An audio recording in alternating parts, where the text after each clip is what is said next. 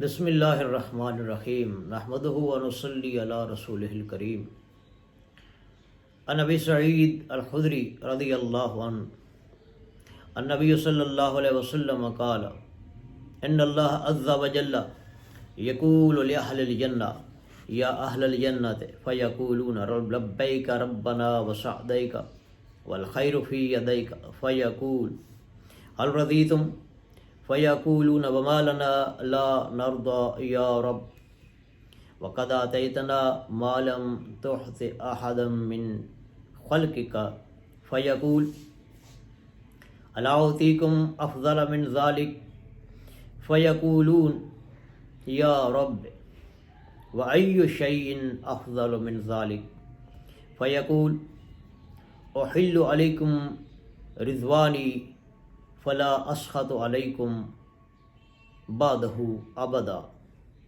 رواہ بخاری و ترمذی۔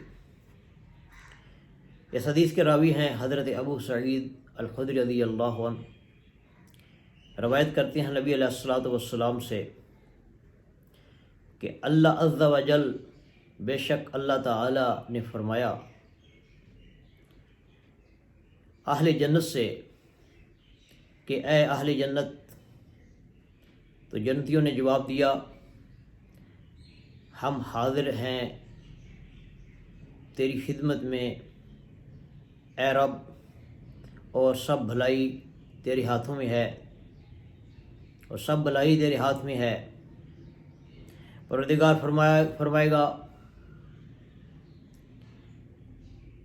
کیا تم راضی ہوئے؟ فیقولون، تو جنتی جواب میں کہیں گے وما لنا لا نرضى یا رب، ہم کیسے راضی نہ ہوں گے؟ وقد آتیتنا ما لم تحت احدا من خلقک، کہ مخلوق میں ہمیں تم نے وہ دیا جو کسی اور کو نہیں دیا۔ فیقول الا اعطیکم افضل من ذلک، تو اللہ فرمائے گا اس سے بھی عمدہ کوئی چیز تمہیں عطا کروں، تمہیں دوں۔ فیقولون یا رب، وہ کہیں گے اے رب، وأی شیء افضل من ذلک، اس سے عمدہ چیز، اس سے اعلیٰ چیز اور کون سی ہے؟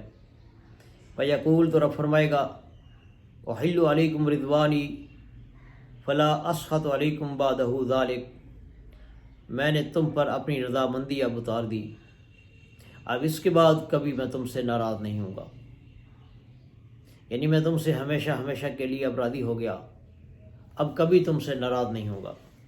سبحان اللہ، مالک کی رضامندی غلام کے لیے ایسی نعمت ہے کہ اس پر جنت کی تمام نعمتیں بھی قربان۔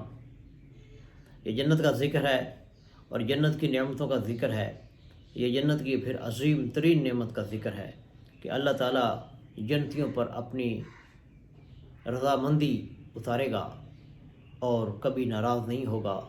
اللہم ربنا اجعلنا منہم، اللہم ربنا اجعلنا منہم، آمین یا رب العالمین۔